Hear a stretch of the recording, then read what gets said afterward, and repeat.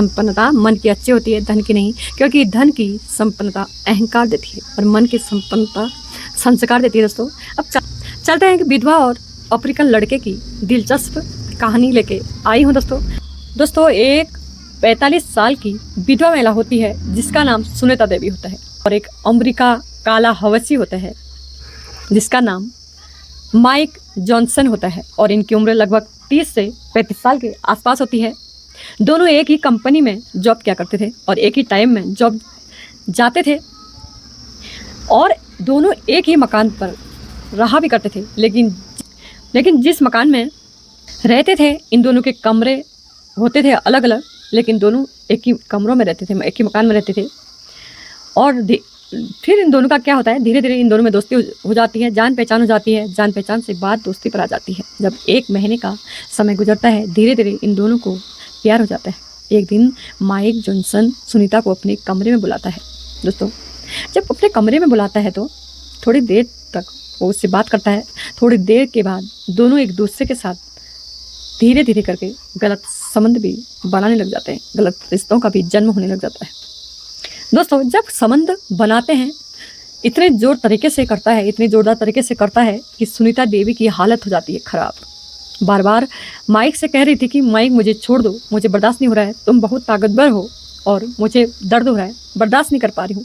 लेकिन Mike Johnson उसे छोड़ता नहीं है क्योंकि उस समय उसको बड़ी गर्मी चढ़ी होती है। वह जब तक अपनी हवस को पूरी नहीं कर लेता 2 घंटे गुजरने के बाद वह उसे छोड़ता था।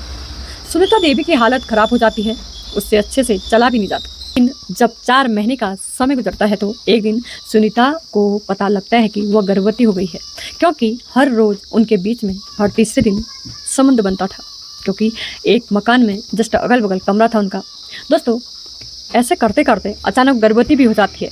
अब जब ये पता चलता है मैं गर्भवती हो गई हूँ, अब ये बात वह माइक जॉनसन से कहती है। वो कहते हैं कि इस बच्चे को आप अपना नाम दे दो और मुझसे शादी कर लो।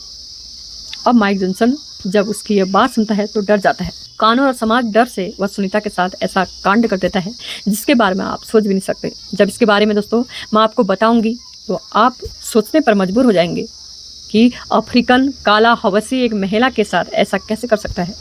इसलिए इस कहानी में आप अंत तक बने रहे, जरूर बने रहेगा कि दोस्तों, क्योंकि इस कहानी से आपको एक बहुत बड़ी सीख मिलने वाली है। और हमारी आप लोगों से एक छोटी सी रिक्वेस्ट है दोस्तों, अगर आप अभी तक आपने हमारे चैनल को सब्सक्राइब नहीं किया तो सब्सक्राइब जरूर करें दोस्तों शुरू करते हैं, बताते हैं आखिर तक पूरी कहानी क्या होता है। दोस्तों आज की हमारी सच्ची कहानी की शुरुआत होती है उत्तर प्रदेश नोएडा शहर से, और इसी शहर में अंतर्गत एक 40 से 45 साल की एक विधवा महिला रहा करती थी जिसका नाम सुनीता देवी होता है। सुनीता देवी का पति नहीं था क्योंकि 2 साल पहले एक बीमारी के चलते मौत हो चुकी थी। सुनीता देवी के 2 बच्चे होते हैं, एक बेटा होता है, एक बेटी होती है। सुनीता देवी ने अपने बच्चों की शादी कर दी थी। 3 साल पहले जो बेटी थी वह अपने ससुराल में बड़े अच्छे से रह रही थी और बेटा उत्तर प्रदेश जौनपुर शहर में बैंक में नौकरी करता था और अपनी पत्नी के साथ वो भी अच्छे से रह रहा था। अब बची सुनीता जो एक विधवा महिला थी करता था। अब सुनीता देवी उत्तर प्रदेश से नोएडा शहर में रहा करती थी, एक कंपनी में जॉब किया करती थी। वो कंपनी में जॉब करती थी तो उस कंपनी में अफ्रीका का एक लड़का काला हवसी जिसका नाम माइक जॉनसन होता है, इसकी उम्र 30 से 35 साल के आसपास होती है। वह भी उसी कंपनी में जॉब किया करता था। अब दोनों एक ही कंपनी में जॉब करते थे, एक दूसरे का काम भी पड़ जाता है। धीरे धीरे सुनीता देवी माइक जॉनसन में दोस्ती हो जाती है। एक दिन सुनीता माइक जॉनसन से कहती है कि जहाँ पर मैं रहती हूँ, जिस फ्लैट में मैं रहती हूँ, मेरे फ्लैट के सामने एक फ्लैट खाली है, तुम ऐसा करो अपना फ्लैट खाली करके वहाँ भी शिफ्ट हो सकते हो, मेरे पास आ जाओ, मैं आपको वहीं फ्लैट से दिलवा सकती हूँ। और कहता है कि ठीक है। फिर सुनीता देवी अपने सामने माइक जॉनसन को एक फ्लैट दिलवा देती है। यह दोनों वहीं पर रहने लगते हैं। धीरे धीरे इन दोनों में बातें आगे बढ़ती है और ये बातें दोस्ती में बदल जाती हैं। लेकिन दोस्तों कहा जाता है ना, दोस्ती पर आ जाती है तो प्यार में बदलने में उससे समय नहीं लगता है। इसलिए सुनीता देवी और माइक जॉनसन एक दूसरे को पसंद करने लगे और एक दूसरे को चाहने लगे थे। माइक जॉनसन सुनीता के अकेलापन का फ़ायदा उठाना चाहता था। एक दिन वह सुनीता को फ़ोन करता है, रात के 10 से 11 बजे के आसपास फ़ोन करता है। वो कहता है कि मुझे आपसे अभी बात करनी है। मुझे बहुत ज़रूरी काम है, तुम मेरे कमरे में आ जाओ या मैं तुम्हारे कमरे में आ जाऊँगा। क्या आप मेरे फ्लैट में आ सकती हो? सुनीता देवी तो उसकी बात मान जाती है और कहती है कि ठीक है, मैं अभी आपके कमरे में आ रही हूँ। फिर सुनीता देवी माइक जॉनसन के फ्लैट के अंदर पहुँच जाती है। दोनों एक जगह बैठ जाते हैं और एक दूसरे से बात करना शुरू कर देते हैं। जब एक दूसरे से बात करना शुरू कर देते हैं तो धीरे धीरे एक दूसरे के करीब आना शुरू हो जाता है। दोस्तों, बात में इन दोनों को पता ही नहीं लगता है कि कब गलत रिश्ते कायम हो गए। माइक जॉनसन इतने ज़ोरदार तरीके से करता है, संबंध बनाता है कि वह सुनीता की हालत ख़राब कर देता है। वह बार बार उससे यह कह रही कि मुझे छोड़ दो, तो अब मुझे बर्दाश्त नहीं हो रहा है, तुम बहुत ताकतवर हो और मैं बहुत कमज़ोर हूँ। लेकिन माइक जॉनसन उसे छोड़ता नहीं जब तक उसकी हवस पूरी न हो जाए। 2 घंटे तक वह करने के बाद जब उसे छोड़ता है तो सुनीता की हालत ख़राब हो जाती है। वह बेड से उठ भी नहीं पा रही थी और ना ही अच्छी तरीके से चल पा रही थी। लेकिन सुनीता उसकी मर्दानगी से काफ़ी खुश हो जाती है। उससे कहते हैं कि तुम तो बहुत ताकतवर हो। दोस्तों, इस तरीके से सुनीता देवी को जब भी मौका मिलता था वो माइक जॉनसन के पास फ्लैट में जाया करती थी। फिर ये दोनों एक दूसरे के साथ अपनी हवस को पूरा किया करते थे। ऐसे ही दोस्तों लगभग 4 महीने का समय गुजर जाता है। 4 महीने का समय गुजर जाता है तो 4 महीने के बाद एक दिन सुनीता की तबीयत अचानक ख़राब हो जाती है। उसे उल्टियाँ होने लगती है। वो डॉक्टर के पास जाती है तो अपना अल्ट्रासाउंड करवाती है।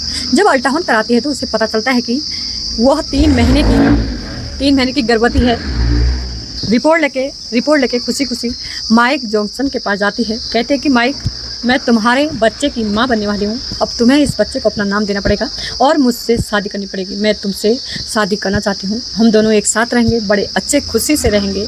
माइक जॉनसन जब उसकी यह बात सुनता है तो घबरा जाता है। उसे समाज और कानून का डर सताने लगता है, क्योंकि वो भारतीय होता नहीं है, वह अफ्रीकन होता है, अफ्रीका का होता है। वह सोचता है कि मैं भारतीय महिला से कैसे शादी कर सकता हूँ। दोस्तों, अब माइक जॉनसन सुनीता से इधर उधर की बात करके टाल दिया करता था। लेकिन जब 2 महीने का समय और गुजर जाता है तो सुनीता बार बार माइक जॉनसन पर दबाव बना रही थी कि वह जल्दी से जल्दी उससे शादी कर लो। अब माइक जॉनसन काफ़ी घबरा जाता है। वह सोच में पड़ जाता है कि अब इस महिला से कैसे पीछा छुड़ाया जाए। इसलिए दोस्तों वह एक प्लानिंग करता है। एक प्रचंड रास्ता है दोस्तों। रात के 11 से 12 बजे के आसपास वह सुनीता को अपने कमरे में बुलाता है, अपने फ्लैट में बुलाता है। उससे पहले ही एक तक को चाय पिलाता है और उस चाय में उसे नशीली गोलियां मिला दी थी। नशीली गोलियां मिलाने के बाद जैसे सुनीता उस चाय को पीती है तो वह नशे में हो जाती है। उसे कुछ भी पता ही नहीं चलता कि आखिर वह कहाँ पर है। अब माइक जॉनसन को मौका भी मिल जाता है। वो तकिया उठाता है और उसके मुंह रख देता है और वहीं पर उसका मुंह दबा देता है। तकिए से उसका मुंह दबा के हत्या कर देता है। हत्या करने के बाद दोस्तों वो रात के समय में ही वहाँ से निकल जाता है और मुंबई चला जाता है।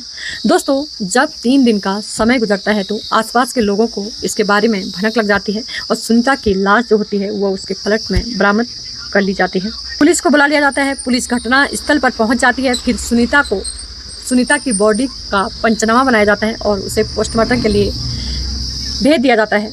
पोस्टमार्टम के लिए जब रिपोर्ट आती है तो उसमें यह साफ पता चल जाता है कि सुनीता का मुंह दबाकर हत्या की गई है। और यह हत्या किसने की? पुलिस इसकी जानकारी, इसकी तलाशी जुटाने में लग जाती है।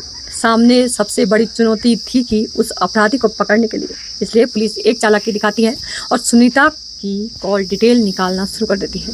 जैसे ही सुनीता के फ़ोन की कॉल डिटेल निकाली जाती है तो उसमें साफ आ जाता है कि सुनीता एक अफ्रीकन काले हवसी से लगातार फ़ोन में बातें करती है। फ़ोन भी किया करती है। अब उसकी कॉल डिटेल, उसकी जो कॉल होती है वो ट्रेस की जाती है। नंबर को ट्रेस किया जाता है। पता लगता है कि माइक जॉनसन मुंबई में है और मुंबई की पुलिस को खबर की जाती है और उस जगह पर, उस ट्रेस पर लिया जाता है और वहाँ से पकड़ लिया जाता है। पकड़ने के बाद दोस्तों दिल्ली लाया जाता है। अपराधी तो कहीं भी हो पकड़ ही लेते हैं। दिल्ली से उसे नोएडा लाया जाता है। उसके बाद उसे पूछताछ की जाती है। माइक जॉनसन अपना जुर्म भी कबूल कर लेता है और कहता है कि हाँ, सुनीता से मेरे गलत संबंध थे। हम दोनों एक दूसरे के रिलेशन में थे, एक दूसरे के साथ अच्छी तरह रह सकते थे। लेकिन मुझे डर लगा हुआ था कि सुनीता ने कहा कि वो मेरे बच्चे की माँ बनने वाली।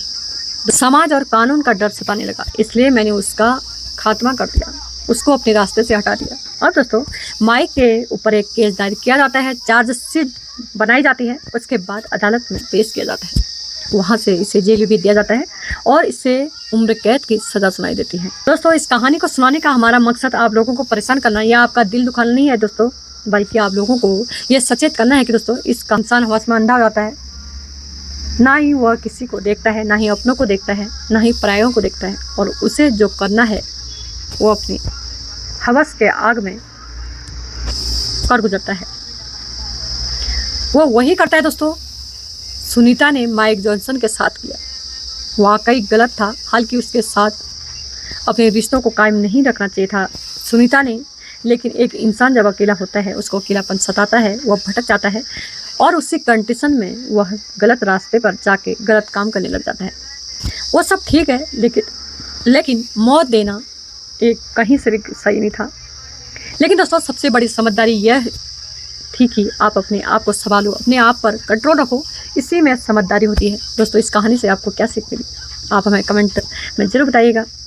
दोस्तों ठीक है, उसको अपना हमसफ़र चाहिए, ठीक है, लेकिन उसको हटा भी सकती थी, गर्भवती थी तो उसको हटा भी सकती थी। आजकल मेडिकल साइंस इतना आगे बढ़ चुका है, वो उसको कुछ भी कर सकती थी, लेकिन शादी करना ही उसने रास्ता चुना।